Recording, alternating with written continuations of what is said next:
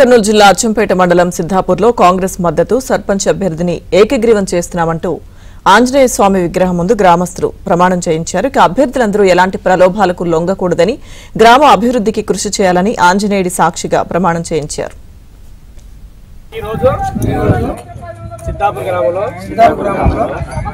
Sarpanch election సందర్భంగా సర్పంచ్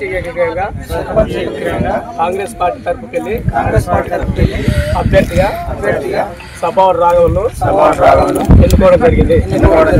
అదేవిధంగా ward మెంబర్లు కూడా ఏకగ్రీవంగా కాంగ్రెస్ పార్టీ అభ్యర్థులుగా ఎన్నుకోవడం జరిగింది. మేమనగా